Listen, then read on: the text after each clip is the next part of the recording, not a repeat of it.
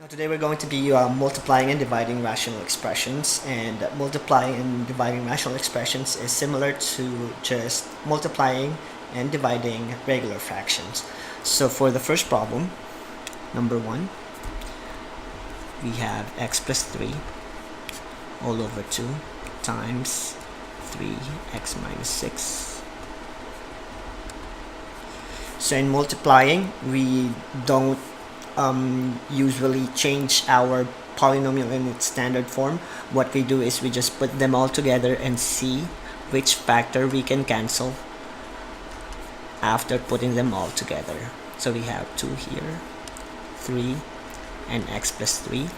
And in this case, the common term that we can cancel will be x plus 3 and 3. This is 3.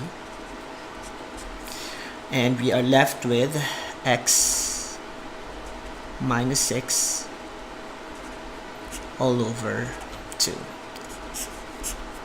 So that is the product of problem number 1 by canceling out technique. Now for problem number 3, we have 2 all over x squared minus 12x plus 27 multiplied by x squared minus 12x plus 27 all over 3. Notice that our numerator here and denominator over here are identical, so we don't even need to factor or try to factor it out because they are identical. So our answer is simply 2 all over 3. So that's how we multiply rational expressions, by factoring. And by dividing, the rule is just to simply copy the first fraction and then multiply the reciprocal of the second fraction. So that's what we're going to be working on number 5. Since we are dividing, we will copy 1 over 5x squared and change the second fraction into its reciprocal. We have 5x cubed minus 35x squared all over 9x minus 36. Now notice that we can simplify or factor out the second fraction. So let's see if we can find a common term that we could cancel after factoring it out. So the first fraction is already in simplest form, 5x squared, multiplied by the numerator can be factored out by 5x squared as its GCF, and we are left with x minus 7, and you factored it out correctly, because if you distribute this to your factored form, it will equal to 5x cubed minus 35x squared. And the denominator, we can factor out 9, and we're left with x minus 4. Now by canceling out the common term, we don't even need to put them all together like so.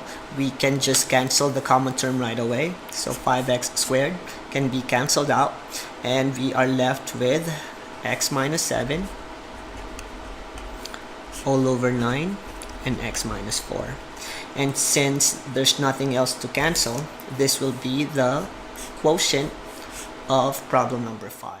Now let's go ahead and answer problem number 7. And in problem number 7, notice that we'll have to copy the first fraction and then reciprocate the second fraction. So we'll have 10x squared minus 20x all over 40x cubed minus 80x squared multiplied by the reciprocal, which is 16x cubed plus 80x squared all over 6x plus 30. Now we're going to be working on our factoring technique to factor out our fractions and see which one we can cancel out. For the first fraction, our GCF will be 10x, and you are left with x minus 2.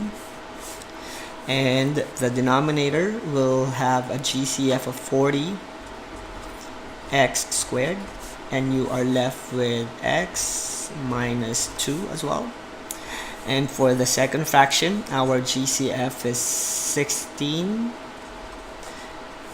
squared, and you are left with x plus 5, because 16 times 5 is 80. And at the bottom we have 6 outside, and you are left with x plus 5 inside. So now we can cancel out the common term, which is x minus 2 and x minus 2 and x plus 5 and x plus 5. We can also notice the 10x and 40x. So let's write out the leftover so we don't get confused later on. 40x squared multiplied by 16x squared all over 6. Now by factoring it out, so you can see how I'm going to cancel out the common term, I could cancel out 10 and 40, and you are left with 4 and x squared, and you are left with x over here. Now 16x squared can be modified into so this one, let's rewrite this into 1 over 4x times 4 times 4 times x squared all over 6, which is 2 and 3. So we can still cancel out 4 and 4 and x, and we can also cancel out 2 and 4, which leaves you with 2. So the remaining terms that we have is 2x and 3. So 2x over 3 is the quotient of problem number 7.